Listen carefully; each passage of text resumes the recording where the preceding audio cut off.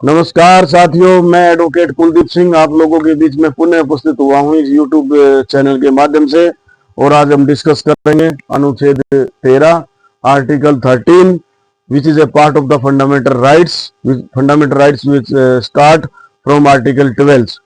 जो हमने पहले ही अपनी वीडियो में हमने डिस्कस किया था आर्टिकल 12, जो स्टेट की डेफिनेशन हमें बताता है, स्टेट होता क्या है, स्टेट किसको कहेंगे, तो वो सारी चीजें हमने पहले ही वीडियो में डाली थी। तो आज हम स्टार्ट करते हैं आर्टिकल 13 जो बहुत ही महत्वपूर्ण है।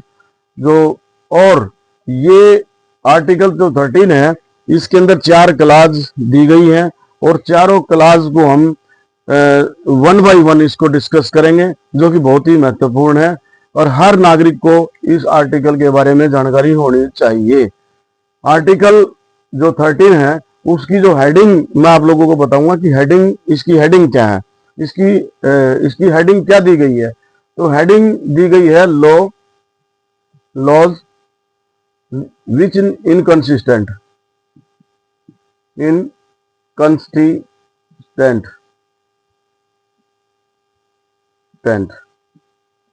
विद और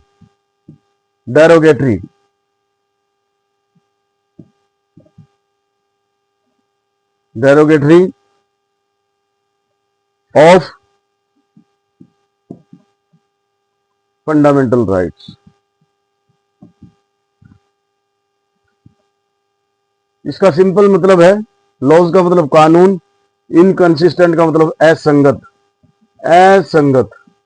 जो भी कानून है, जितने भी कानून है, अगर वो असंगत है या डेरोगेटरी है, किसके, फंडामेंटल राइट्स के, मूलभूत अधिकार के असंगत है या डेरोगेटरी है। सिंपल मतलब ये है, जो भी कानून है वो फंडामेंटल राइट्स पार्ट 3 के अंदर दिए गए हैं उसके विपरीत है, या उनका वायलेशन करते हैं, या फिर उनका इन्फ्रिजमेंट करते हैं, या फिर उनका उल्लंघन करते हैं, वे लॉज ये हेडिंग इसमें दी गई है। तो इसकी जो फर्स्ट जो क्लास है वो फर्स्ट क्लास हमें बताती है, यानी कि फर्स्ट क्लास परी कॉन्स्टिट्यूशनल लॉ। फर्स्ट जो क्लास है परी कॉन्स्टिट्यूशनल लॉ, यानी कि वो कानून जो परी कॉन्स्टिट्यूशनल है, यानी कि भारत के संविधान के लागू होने से पहले के लॉज। जो दूसरा है पोस्ट कॉन्स्टिट्यूशनल लॉज, यानी कि भारत के संविधान के लागू होने के बाद के लॉज। ये दोनों क्लास हैं वो बिल्कुल क्लियर करते हैं कि लॉज कौन से, परी कॉन्स्टिट्यूशनल लॉ संविधान के लागू होने से पहले के जितने भी लॉज, पोस्ट कॉन्स्टिट्यूशन का मतलब संविधान के लागू होने के बाद के लॉज। अब इसको एक एक करके हम डिस्कस करते हैं। पहले हम डिस्कस करते हैं परी कॉन्स्टिट्यूशन लॉ। मैं आपको इसका बेयर एक्ट पढ़ देता हूं ताकि आपको अच्छी तरह से ये क्लियर हो जाए। इसकी हेडिंग मैंने आपको बता दी। पहली क्लास है all laws in force in the territory of India. भारत की टेरिटरी के अंदर इन फोर्स है। ऑल लॉज सभी कानून immediately before the commencement of the constitution so far as they are inconsistent with the provision of the part shall to extent of such inconsistency be void। मतलब simple है, जितने भी all laws वो जितने भी कानून हैं भारत के संविधान के लागू होने से पहले, वो सारे के सारे अगर इनकंसिस्टेंट है, इनकंसिस्टेंट का मतलब फंडामेंटल राइट्स से टकराते हैं, उन फंडामेंटल राइट्स का, किसी भी नागरिक के फंडामेंटल राइट्स का उल्लंघन होता है या फिर वायलेशन होता है या फिर हनन होता है, तो क्या होगा, वो जितने भी ऑल लॉज वो वॉइड हो जाएंगे। वॉइड का मतलब शून्य हो जाएंगे, कुछ करने की जरूरत नहीं है, अपने आप ऑटोमेटिक शून्य हो जाएंगे, कुछ करने की जरूरत नहीं है, वो खत्म हो जाएंगे। ये ऐसा प्रावधान आर्टिकल 13 के फर्स्ट क्लास में दिया हुआ है, पहले क्लास में। यानी कि भारत के संविधान के लागू होने से पहले जितने भी लॉज हैं, अब लॉज कौन कौन से वो हम आगे अगली क्लास में डिस्कस करेंगे। ये फर्स्ट क्लास, ये आई थिंक ये क्लियर हो गया होगा कि पहली क्लास यह कहती है कि भारत के संविधान के लागू होने से पहले जितने भी लॉज हैं, अगर वो फंडामेंटल राइट से टकराते हैं, उनका वायलेशन करते हैं, उनका इन्फ्रिंजमेंट करते हैं, या फिर फंडामेंटल राइट्स का उल्लंघन करते हैं, तो वो अपने आप ही शून्य हो जाएंगे, तो वो अपने आप ही खत्म हो जाएंगे। ऐसा प्रावधान क्लास 1 13 के अनुच्छेद 13 के क्लास 1 के अंदर दिया हुआ है। अब क्लास 2 के अंदर क्या दिया है? इसमें दिया है post constitutional law, constitution laws. यानी कि इसमें क्या है, मैं बेयर प्रोविजन आपको पढ़ देता हूं, फिर आपको और समझ में आ जाएगा। दूसरे में दिया state shall not make any law, जैसा कि हमने आर्टिकल 12 में बताया कि स्टेट की डेफिनेशन 12 के अंदर दी गई है। आर्टिकल 12 के अंदर राज्य की डेफिनेशन दी गई है, उसको भी बहुत समझना बहुत जरूरी है। अब इसमें लिखा है तो state shall not make, state shall not make, राज्य शैल नॉट मेक कंपल्सरी है, शैल आ गया है, shall not make any law which take any abrige or right confirmed by the part and law made in contravention of the clause shall to be extend to the contravention be wide. Meaning thereby state ऐसा कोई कानून नहीं बनाएगी जो part 3 के अंदर दिए गए मूलभूत अधिकार से टकराते हैं, उनका हनन होता है, उनका इन्फ्रिंजमेंट होता है, उनका वायलेशन होता है, तो स्टेट वो कोई भी कानून नहीं बनाएगी। आई थिंक दोनों क्लास आप क्लियर हो गई होगी। अब हम जो है इससे अगले वाली जो है क्लास, यानी कि थर्ड क्लास हम डिस्कस करेंगे। आर्टिकल 13 की तीसरी क्लास क्या कहती है, मैं आपको बेयर प्रोविजन पर देता हूं। इसका जो बेयर है जो कॉन्स्टिट्यूशन के अंदर थर्ड जो क्लास है, this article unless contest otherwise require, meaning thereby इसमें 2 पार्ट है, 3 का ए और बी, ये ए और बी, 3 में ए और बी दिया हुआ। ए में दिया गया है लॉ, कानून, include any ordinance, include any ordinance, ordinance Hindi में बोलते हैं इसको अध्यादेश, ऑर्डर,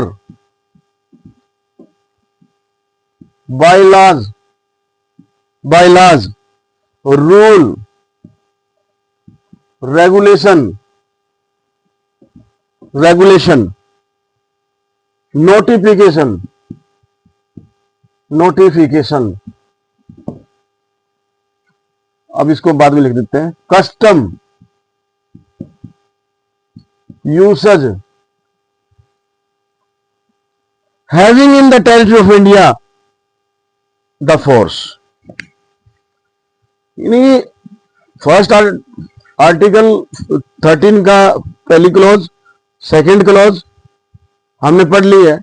अब उसमें क्या बताया गया, लॉज, और इस आर्टिकल 13 की क्लास 3 में बताया कि लॉज होता क्या है, कानून क्या है।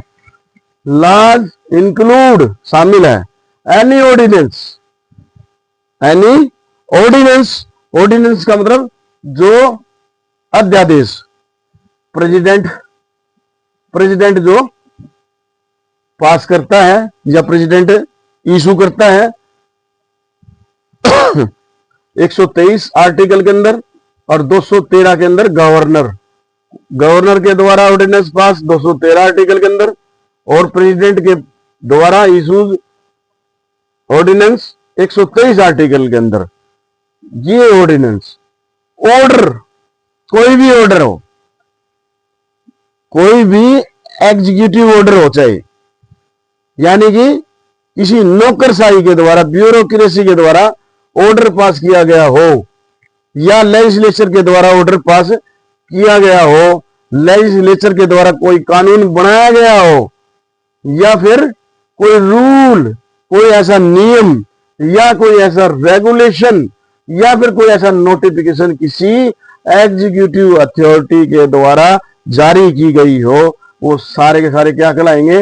लॉज कहलाएंगे, लॉ कहलाएगा। फर्स्ट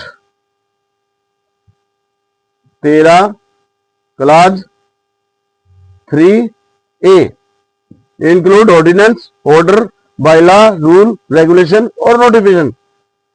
अब और कस्टम, इसी में कस्टम, कस्टम का मतलब कोई भी ऐसा कोई रीति रिवाज जो हम लंबे समय से जिसको चलाते आ रहे हैं, अगर वो कस्टम, कोई भी कस्टम है, रीति रिवाज है या यूसेज, लंबे समय तक किसी भी कस्टम को अपनाया जाए और उसको अडॉप्ट किया जाए तो यूसेज बन जाता है।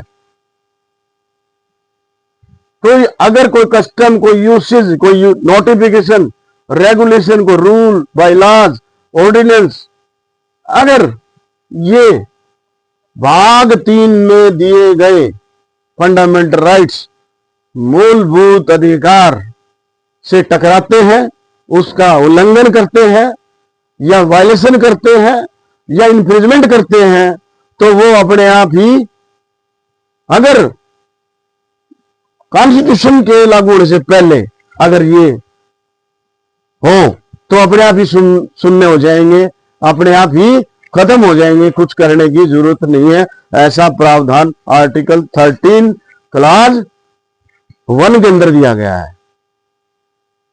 2 के अंदर पास्ट कॉन्स्टिट्यूशन, यानी संविधान के लागू होने से बाद के अंदर स्टेट गवर्नमेंट नहीं लेके आएगी ऐसा कोई भी कानून।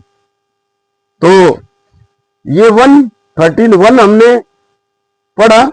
फिर लॉज, कौन से लॉज, फिर लॉज किसको कहेंगे?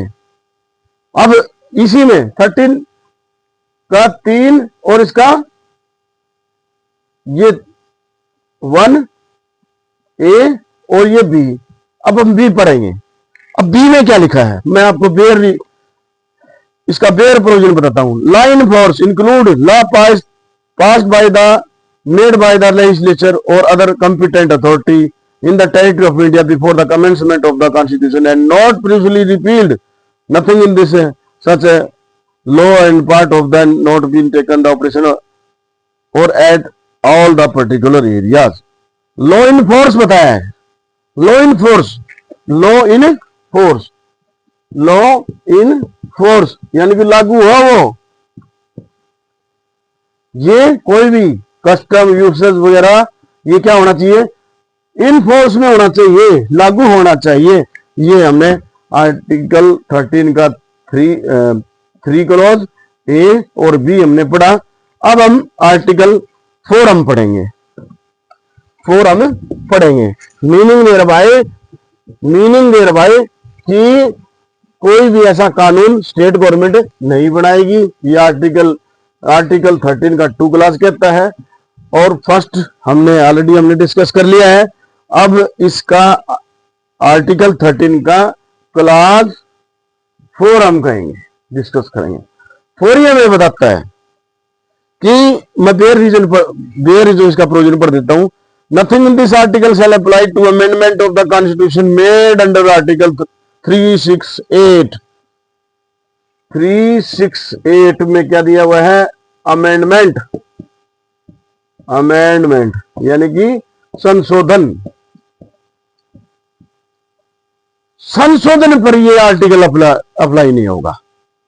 एक लाइन में इसका समझने का है भाई। जो अमेंडमेंट ऑफ द कॉन्स्टिट्यूशन होगा, आर्टिकल अनुच्छेद 368 के अंदर जो भी संशोधन होगा उसको चैलेंज नहीं किया जाएगा, उसको चैलेंज नहीं किया जाएगा, उसको ये आर्टिकल 13 इस पे लागू नहीं होगा, ऐसा जो है क्लास 4 में दिया गया है।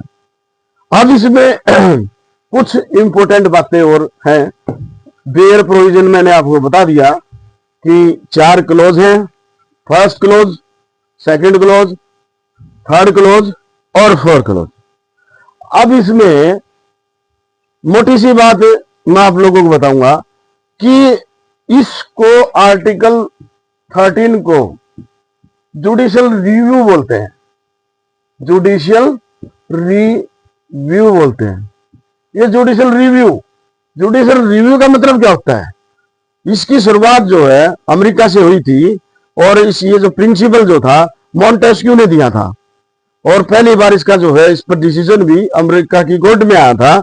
लेकिन हमारे इंडिया में भी इसका स्ट्रॉन्ग बेस है, इसका स्ट्रॉन्ग बेस है जुडिशियल रिव्यू। जुडिशियल रिव्यू का मतलब होता है ये पावर देता है, जुडिशियल रिव्यू पावर देता है, हाई कोर्ट और सुप्रीम कोर्ट को पावर देता है। ये हाई कोर्ट को जो है 226 में देता है, सुप्रीम कोर्ट आर्टिकल 32 में देता है। यानी कि कोई भी एक्ट, कोई भी रूल रेगुलेशन वगैरह वगैरह अगर वो फंडामेंटल राइट से टकराते हैं, उससे असंगत है, तो यहां पर 226 में रिट के माध्यम से जब हम फंडामेंटल राइट्स को आगे पढ़ेंगे तो आर्टिकल 32 पढ़ेंगे तो हम ये डिस्कस करेंगे भी कितने 5 प्रकार की रिट होती हैं। तो वो रिट के माध्यम से किसी भी एक्ट को, किसी भी नोटिफिकेशन को, किसी भी रूल को, किसी भी अध्यादेश को हम वहां पर चैलेंज कर सकते हैं। कहां कर सकते हैं? हाई कोर्ट और सुप्रीम कोर्ट में चैलेंज कर सकते हैं। ये आर्टिकल है 226 में हाई कोर्ट और 32 में सुप्रीम कोर्ट में चैलेंज हम इसको कर सकते हैं। यानी कि validity of the act, validity, constitutional validity. भाई कोई एक्ट बना दिया गया है लेजिस्लेचर ने, चाहे वो पार्लियामेंट ने बनाया हो या फिर स्टेट की विधायिका ने बनाया हो, राज्य की विधायिका ने बनाया हो, तो उसकी वैलिडिटी को चैलेंज किया जा सकता है। जुडिशियल रिव्यू उसको बोला जाता है। 226 में किया जा सकता है और आर्टिकल 32 में किया जा सकता है। ये हिस्टोरिकल डिसीजन अमेरिका में आया और हमारे इंडिया के अंदर एक गोपालन स्टेट ऑफ मद्रास, हमारे इंडिया के अंदर एक गोपालन स्टेट ऑफ मद्रास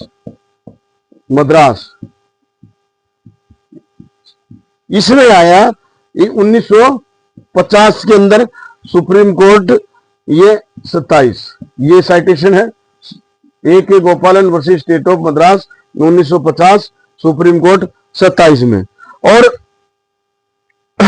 ये जजमेंट जो दिया ये चीफ जस्टिस कानिया, पहले हमारे चीफ जस्टिस भारत जो हीरालाल जी कानिया, उन्होंने ये जजमेंट दिया फर्स्ट चीज ऑफ द इंडिया कि कोई भी एक्ट, कोई भी रूल उसको चैलेंज किया जा सकता है। तो इससे रिलेटेड जुडिशियल रिव्यू से रिलेटेड केशवानंद भारती का भी एक बहुत ही बड़ा फेमस केस है, केशवानंद भारती 1973 में। केशवानंद भारती का केस आया 1973 में, जिसके अंदर बेसिक स्ट्रक्चर को भी डिस्कस किया गया कि what is the basic structure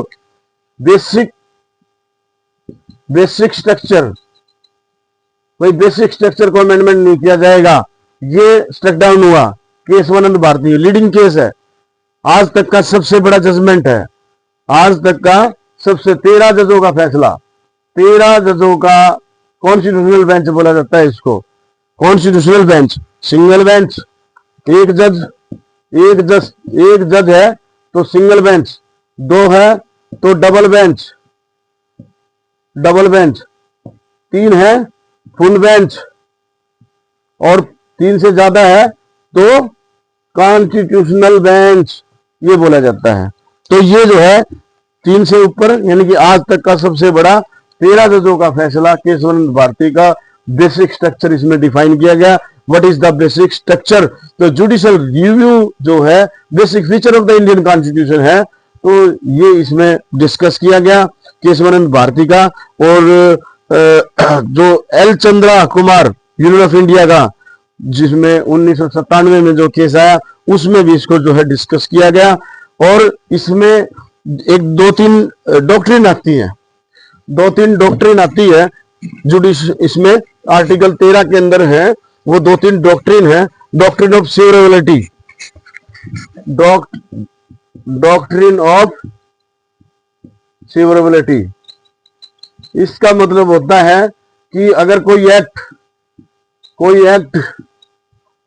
act है, अगर कोई एक्ट है तो उसमें कोई सारा ही गलत नहीं है, कुछ पार्ट में गलत है, तो उस पार्ट को हटा दिया जाएगा, बाकी जो है वो लागू रहेगा, इनफोर्स रहेगा। इसको डॉक्ट्रिन ऑफ फेवरेबिलिटी बोलते हैं।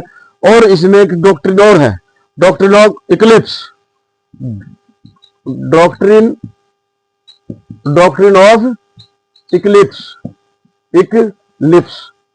इसको बोलते हैं कि भाई अगर इक्लिप्स का मतलब ग्रहण बोलते हैं, इक्लिप्स का मतलब होता है ग्रहण। तो अगर कोई एक्ट, ये जो एक्ट अगर अल्ट्रा वायरस है, या अगर फंडामेंटल राइट्स का वायलेशन है, तो वो क्या होगा, इसमें मैं बताता हूं कि doctrine of eclipse is based on the law which violates the fundamental rights is not nullity void ab initio but became any unenforceable remain in the morbid. यानी कि जो है उसको बाद में अमेंड करके, यानी उसमें कुछ सुधार किया जा सकता है। यानी कि जब तक, हालांकि इसमें क्लियर है कि वो जो एक्ट है, कोई लॉ है, वो फंडामेंटल राइट्स के अगेंस्ट में है, उसका वायलेशन करता है, उसका इन्फ्रिंजमेंट करता है, उसको अप्राइज करता है, तो उसका जो पार्ट या फिर जो एक्ट है, वो इक्लिप्स का मतलब है तब तक, कुछ समय तक उस पे ग्रहण लग जाएगा, कुछ समय तक, सिंपल भाषा में बता रहा हूं, कुछ समय तक उसमें ग्रहण लग जाएगा, यानी कि इन ऑपरेटिव हो जाएगा, ऑपरेटिव नहीं, इन ऑपरेटिव हो जाएगा। और कुछ तब तक, और उसके बाद उसमें अगर सुधार कर लिया जाए, उसमें अमेंडमेंट कर लिया जाए, तो वो फिर ऑपरेटिव हो जाएगा। तो इस तरह से ये दो डॉक्ट्रिन है, डॉक्ट्रिन ऑफ सेवरेबिलिटी और डॉक्ट्रिन ऑफ इक्लिप्स। ये जो है जुडिशियल रिव्यू और आर्टिकल 13 के अंदर ये आती है, और बहुत सारे इसमें केस लो है उसको। लेकिन बेसिक जो थीम है वो मैंने आपको बता दी है कि आर्टिकल 13 होता क्या है। आर्टिकल 13 बहुत ही महत्वपूर्ण, कॉन्स्टिट्यूशन का बहुत ही महत्वपूर्ण पार्ट है। अभी रिसेंटली जैसे थ्री जो लॉज वगैरह जो आए थे, जो एग्रीकल्चर से रिलेटेड थे, उनको भी चैलेंज किया गया था। कोई भी XYZ कोई भी लॉज या कोई इनेक्टमेंट या लेजिस्लेचर कोई एक्ट लेके आती है, तो उसको चैलेंज कहाँ किया जाएगा, आर्टिकल 13, 32 के अंदर, और आर्टिकल 226 हाईकोर्ट में उसको चैलेंज किया जाएगा। ये जो प्रावधान आर्टिकल 13 के अंदर दिया गया है, फर्स्ट के अंदर दिया गया है, भारतीय संविधान के लागू होने से पहले के जितने भी रूल रेगुलेशन, कस्टम, यूसेज वगैरह, कोई रीति रिवाज, अगर वो फंडामेंटल राइट से अगर वो वायलेशन करते हैं, मूलभूत अधिकार दिए गए हैं, जैसे महिलाओं को मूलभूत अधिकार दिया गया है, जैसे महिलाओं को राइट टू इक्वलिटी दी गई है, तो जैसे महिलाओं को स्पेशल राइट्स दिए गए हैं, तो महिलाओं को स्पेशल स्टेटस दिया गया है, तो उससे अगर वायलेशन अगर उनका होता है, स्पीच एंड, जैसे आर्टिकल 19 के अंदर freedom of speech and expression दिया गया है, आर्टिकल 19 के अंदर जो है मन मर्जी से अपना को व्यवसाय करने का अधिकार दिया गया है, आर्टिकल 19 के अंदर कहीं पर आ जाने की आजादी और फ्रीडम हमारे को दी गई है, आर्टिकल 19 के अंदर जो है तमाम और ट्रेड यूनियन बनाने का अधिकार दिया गया है। तो वो सारे, अगर उसका कोई एक्ट, कोई यूसेज, कोई कस्टम अगर वायलेशन करता है, तो वो ऑटोमेटिक वाइड हो जाएगा। प्री कॉन्स्टिट्यूशनल की बात बता रहा हूं, पोस्ट में ऐसा कोई कानून स्टेट गवर्नमेंट नहीं लेके आएगी। और आर्टिकल 13(1) के अंदर हमें लॉज की डेफिनेशन दी गई, लॉज कौन कौन से लॉज होंगे, वो हमने यहाँ पर डिस्कस कर लिए। आर्टिकल 13 का क्लास 4 जो है, क्लास 4 जो है हमें बताता है कि ये जितने अमेंडमेंट जो होगी 368 आर्टिकल 368 भारतीय संविधान के में अगर जो अमेंडमेंट होगा, संशोधन होगा, वो उस पर जो है आर्टिकल 13 अप्लीकेबल नहीं होगा। लेकिन उस पर भी बहुत सारे केस लो हैं, वो हम समय समय पे जो है ये कंप्लीट कॉन्स्टिट्यूशन करेंगे तो हम फिर इस पे जो है एक एक अलग अलग प्रोविजन पे, केस लो पे, अलग अलग चीजों पर हम इस पे डिस्कस और चर्चा करके वीडियो अपलोड करेंगे। और साथ ही इस तरह से हमने आर्टिकल 13 यहाँ पर डिस्कस किया। आप लोगों को ये जानकारी अच्छी लगे और अच्छी लगे तो आप इस YouTube को सब्सक्राइब भी करिए, ताकि आपको आगामी जो चैप्टर है वो आप लोगों को उसकी जानकारी आप लोगों को आ सके। और इसको शेयर भी करिए और इसको लाइक भी करिए। और जो आपकी जैसी फीडबैक है वैसा आप हमारे पास जो है कमेंट बॉक्स में कमेंट भी करिए। थैंक यू, धन्यवाद।